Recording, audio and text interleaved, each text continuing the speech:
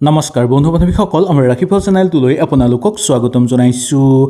আজি মই আপোনালোকৰ কাৰণে লৈ আহিছোঁ জুলাই মাহৰ মিথুন ৰাশি জাতক জাতিকাসকলৰ সম্পূৰ্ণ ৰাশিফল শিতানটো। এই মাহটো আপোনালোকৰ কেনেকুৱা হ'ব, গ্ৰহ নক্ষত্ৰৰ স্থান সলনি হ'ব নেকি, আপোনালোকৰ ৰাশি বুধ গ্ৰহৰ স্থিতি থাকিব আৰু দ্বিতীয় ভাগত থাকিব বৃহস্পতি, যাৰ ফলত আপোনালোকৰ ঘৰত হঠাৎ ধনৰ আগমন হ'বলৈ ধৰিব। জীৱনত আহিব আপোনালোকৰ ডাঙৰ টাৰ্ণিং পইণ্ট। কেৰিয়াৰৰ ক্ষেত্ৰত নতুন সুযোগ লাভ কৰিব পাৰিব। আৰ্থিক ক্ষেত্ৰত লাভ হ'ব নে লোকচান হ'ব সুন্দৰভাৱে জানি ল'ব পাৰিব। প্ৰেমৰ ক্ষেত্ৰত শুভ হ'ব। লগতে স্বাস্থ্য কেনেকুৱা হ'ব, এই সকলোবোৰ গুৰুত্বপূৰ্ণ কথা আজিৰ ভিডিঅ'টোৰ যোগেদি জানিব পাৰিব আপোনালোকে। এই মাহত আপোনালোকে কি ভুল একেবাৰে কৰিব নালাগিব। যিসকলে এই কথা মানি চলিব তেওঁলোকৰ কাৰণে এই ভিডিঅ'টো গুৰুত্বপূৰ্ণ আৰু এই মাহটো আপোনালোকৰ সুকলমে পাৰ হ'ব। গতিকে আজিৰ ৰাশি অনুসৰি মিথুন ৰাশি জাতক জাতিকাসকলৰ কাৰণে এই ভিডিঅ'টো আপোনালোকৰ কাৰণে লৈ আহিছোঁ। ভিডিঅ'টো শেষলৈকে চাব, কাৰণ শেষত এনেকুৱা এটা প্ৰতিকাৰৰ কথা জনাম, যিটো প্ৰতিকাৰ যদি আপোনালোকে ঘৰতে কৰিব পাৰে তেনেহ'লে আপোনালোকৰ ভাগ্য সলনি হৈ পৰিব আৰু ভাগ্য অধিক শক্তিশালী হৈ পৰিব। আহক তেনেহ'লে আমি বেছি দেৰি নকৰি সুন্দৰভাৱে জানি লওঁ। প্ৰথমতেই জানো আহক কেৰিয়াৰ আৰু চাকৰিৰ দিশলৈ। চাকৰি কৰি থকা লোকসকলৰ এই জুলাই মাহটো অত্যন্ত গুৰুত্বপূৰ্ণ হৈ পৰিব। মাহৰ আৰম্ভণিতেই আপোনালোকৰ কৰ্মক্ষেত্ৰত মান সন্মান লাঘৱ হ'বলৈ ধৰিব বা মান সন্মান বৃদ্ধি পাবলৈ ধৰিব। লগতে আপোনালোকৰ প্ৰভাৱো বৃদ্ধি পাবলৈ ধৰা দেখিবলৈ পোৱা যায়। আপুনি যি কামত নিয়োজিত হৈ আছে তাত আপোনালোকৰ বুদ্ধিমত্তা বৃদ্ধি পাবলৈ ধৰিব আৰু লগে লগে দীঘলীয়া সময় ধৰি ৰৈ থকা কিছুমান কাম আপোনালোকৰ হৈ পৰিব। আউট লাগি থকা কিছুমান কামো আপোনালোকৰ সুচাৰুভাৱে হৈ পৰা দেখিবলৈ পোৱা যাব। অফিচত জ্যেষ্ঠ বিষয়াৰ পৰা কৰ্মৰ পৰা প্ৰশংসা লাভ কৰিবলৈ সক্ষম হোৱা দেখিবলৈ পোৱা যায়। যদি আপুনি চাকৰি সলনি কৰিম বুলি ভাবি আছে তেনেহ'লে এই জুলাই মাহৰ 15 তাৰিখৰ ভিতৰতেই সলনি কৰিবলৈ চেষ্টা কৰক। তেতিয়া নিশ্চয় আপোনালোকে সুখবৰ লাভ কৰিব পাৰিব। কিন্তু সাৱধানতাও অৱলম্বন কৰিব লাগিব আপোনালোকে। এটা কথা আপোনালোকে মনত ৰাখিব, গ্ৰহৰ স্থিতিয়ে দেখুৱাইছে যে মাহৰ দ্বিতীয় ভাগত অৰ্থাৎ 15 জুলাইৰ পিছত আপোনাৰ ওপৰত কৰ্মৰ চাপ বৃদ্ধি পাবলৈ ধৰিব পাৰে। কোনো সহপাঠীৰ পৰা অশান্তি লাভ হোৱাৰ সম্ভাৱনা দেখিবলৈ পোৱা যাব। খৰতকীয়াকৈ কোনো ডাঙৰ সিদ্ধান্ত আপোনালোকে নোলোৱাটো মংগলময়। কাৰোবাৰ কথাত প্ৰৰোচনা হৈ আপোনালোকে যাতে ভুল সিদ্ধান্ত ল'বলগীয়া নহয় তাৰ প্ৰতি লক্ষ্য ৰাখিব। চাকৰিটো আপোনালোকে সলনি কৰাৰ ক্ষেত্ৰত খুব সাৱধানতা অৱলম্বন কৰিব আৰু লগতে ভালদৰে বিচাৰ বিবেচনা কৰাৰ পিছতহে স্থান সলনি কৰাটো উচিত। অলপ ধৈৰ্য ৰাখিলে এই মাহটো আপোনালোকৰ কেৰিয়াৰৰ ক্ষেত্ৰত নতুন মাত্ৰা দিবলৈ সক্ষম হ'ব। এতিয়া আমি জানিব লাগিব ব্যৱসায়িক বাণিজ্যৰ কথা। ব্যৱসায়িক দিশত মিথুন ৰাশি জাতক জাতিকাসকলৰ বাবে এই মাহটো লাভজনক দেখিবলৈ পোৱা যায়। যদি আপুনি টাইপিং বা অংশীদাৰী ব্যৱসায়ৰ লগত কিবা ক্ষেত্ৰত জড়িত হৈ আছে তেনেহ'লে আপোনালোকৰ মধ্যম ফলাফল দেখিবলৈ পোৱা যাব। কিন্তু অকলশৰীয়াকৈ যদি আপোনালোকে ব্যৱসায়িক বাণিজ্য কৰি আছে তেনে ক্ষেত্ৰত আপোনালোকৰ নতুন পৰিকল্পনাত সফলতা অহাৰ যোগ দেখিবলৈ পোৱা যাব। সেই ব্যৱসায়ত আপোনালোকে যদি বিনিয়োগো কৰিম বুলি ভাবিছে তেনে ক্ষেত্ৰতো সুন্দৰভাৱে বিনিয়োগ কৰিব পাৰিব। বজাৰত আপোনাৰ নতুন অৰ্ডাৰ লাভ হোৱাৰ যোগ আছে বা আপোনালোকৰ নতুন সম্পদ অহাৰ যোগো দেখিবলৈ পোৱা যাব পাৰে। ব্যৱসায়িক বাণিজ্যৰ ক্ষেত্ৰত যদি আপুনি নতুন কাম বা নতুন কোনো বিজনেছত ডিল কৰিব বিচাৰিছে তেনেহ'লে এই জুলাই মাহটো আপোনালোকৰ কাৰণে ভাল।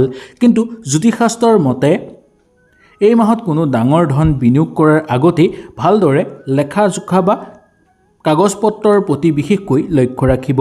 অন্ধভাৱে কোনো বিশ্বাস নকৰাকৈ বা অন্ধভাৱে বিশ্বাস কৰি ব্যৱসায়ত লেনদেন কৰিব আপোনালোকে নালাগিব। বিশেষকৈ খাদ্য সামগ্ৰী, কাপোৰ এনেধৰণৰ ব্যৱসায়ৰ ক্ষেত্ৰত আপোনালোকে খুব সাৱধানতা অৱলম্বন কৰি চলাটো দৰকাৰ। বন্ধু বান্ধৱীসকল, জীৱনত টকা পইচাৰ ভূমিকা সদায় বেছি। তেন্তে জুলাই মাহত মিথুন ৰাশিৰ আৰ্থিক স্থিতি কেনেকুৱা হ'ব জানি লওঁ আহক। দ্বিতীয় ভাগত বৃহস্পতিৰ কৃপাত আপোনালোকৰ আৰ্থিক স্থিতি এই মাহত সন্তুষ্টদায়ক হ'ব বা মজবুত হৈ পৰিব। আয়ৰ নতুন উৎস সৃষ্টি হোৱাৰ প্ৰবল সম্ভাৱনা আছে। পুৰণি কোনো ধাৰ দিয়া টকা আপোনালোকে ঘূৰাই পাবলৈ সক্ষম হ'ব, যাৰ ফলত আপোনালোকৰ জমা ধন বৃদ্ধি পাবলৈ ধৰা যোগ দেখিবলৈ পোৱা যায়। কিন্তু কিছুমান ক্ষেত্ৰত আপোনালোকে সাৱধানতাও অৱলম্বন কৰিব লাগিব। ইয়াৰ মাজতেই এটা কথা মন কৰিবলগীয়া যে মাহৰ মাজভাগত কিন্তু অপ্ৰত্যাশিত খৰচৰ মাত্ৰা বৃদ্ধি পাব পাৰে। কোনো ধৰণৰ ভ্ৰমণ, ধৰ্মীয় কাৰ্য, ঘৰুৱা প্ৰয়োজনীয় ডাঙৰ পৰিৱৰ্তনৰ ফলত আপোনালোকৰ ধনৰ ব্যয় মাত্ৰা বৃদ্ধি পোৱাৰ যোগ দেখিবলৈ পোৱা যায়। গতিকে মাহৰ আৰম্ভণিৰ পৰাই এই সঠিক বাজেট তৈয়াৰ কৰি ল'বলৈ আপোনালোকে চেষ্টা কৰিব। আৰু এটা গুৰুত্বপূৰ্ণ কথা, এই মাহত লটাৰী, শ্বেয়াৰ বজাৰ লগতে এনেধৰণৰ বস্তুৰ পৰা যাতে অকণমান দূৰত্ব বজাই ৰাখিব পাৰিলে আপোনালোকৰ কাৰণে ভাল হ'ব। তাৰ পৰা সম্পূৰ্ণ দূৰত থকাটো আপোনালোকৰ কাৰণে ভাল। নহ'লে হঠাৎ ডাঙৰ বিঘিনি বা ডাঙৰ সংকেত অহাৰ সম্ভাৱনা দেখিবলৈ পোৱা যাব পাৰে। আহক এতিয়া আমি জানি লওঁ আপোনালোকৰ প্ৰেম আৰু বৈবাহিক জীৱন কেনেকুৱা হ'ব। প্ৰেমিক প্ৰেমিকাসকলৰ কাৰণে এই জুলাই মাহটো অলপ মিশ্ৰিত মাহ বুলি ক'ব পৰা যায়। এই মাহৰ ভিতৰত গভীৰ হৈ পৰিব সৰু সুৰা কথা। সৰু সুৰা কথাত আপোনালোকে ভুল বুজাবুজি হৈ পৰিব পাৰে। তাৰ প্ৰতি অকণ লক্ষ্য ৰাখি কথা কওঁতে অলপ সংযম হ'ব। আপোনাৰ কোনো পুৰণি কথাই আপোনালোকক সন্দেহ সৃষ্টি কৰোৱাব পাৰে। সেইকাৰণে গতিকে মনত ৰাখিব আপোনালোকে সংগীৰ সৈতে কথা পাতোঁতে সদায় স্পষ্টতা ৰাখিব। মনত কোনো কথা লুকুৱাই নাৰাখিব। অহংকাৰ এৰি যদি চলিব পাৰে তেনেহ'লে মৰম বৃদ্ধি পাবলৈ ধৰিব আৰু প্ৰেমৰ সম্পৰ্ক আৰু অধিক আপোনালোকৰ গভীৰ হৈ পৰিব। আনফালে বৈবাহিক লোকসকলৰ কাৰণে দাম্পত্য জীৱনত সুখ শান্তিৰে ভৰপূৰ হ'ব। জীৱনসংগীৰ ফালৰ পৰা আপুনি পূৰ্ণ সহায় সহযোগিতা লাভ কৰিব পাৰিব।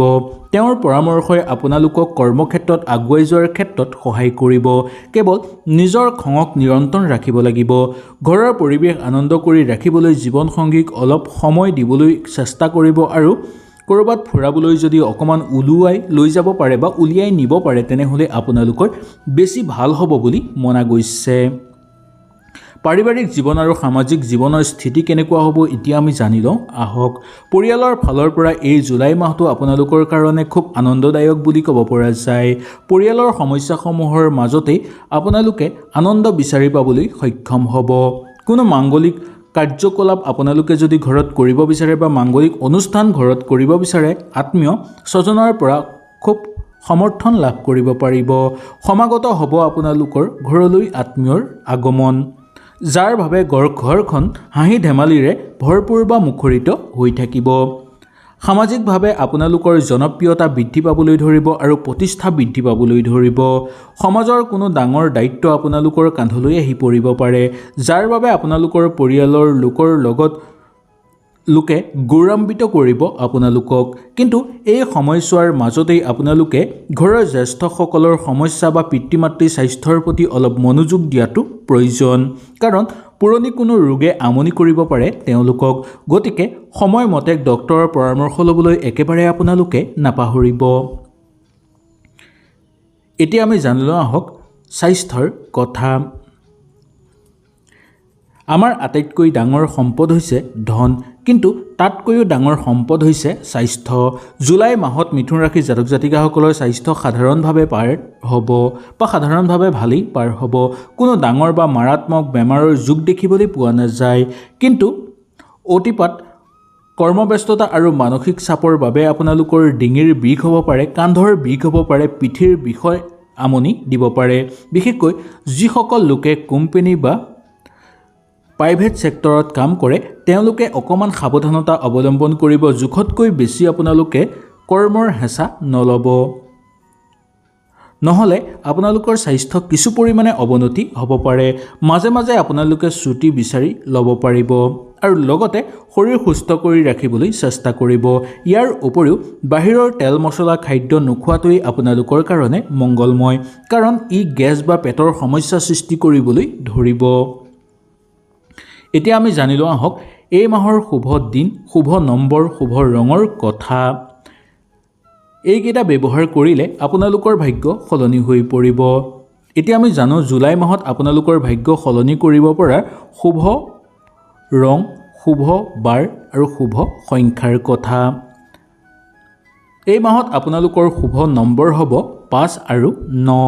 শুভ ৰং হ'ব সেউজীয়া আৰু আকাশী নীলা আৰু শুভ দিন হ'ব বুধবাৰ আৰু শুক্ৰবাৰ।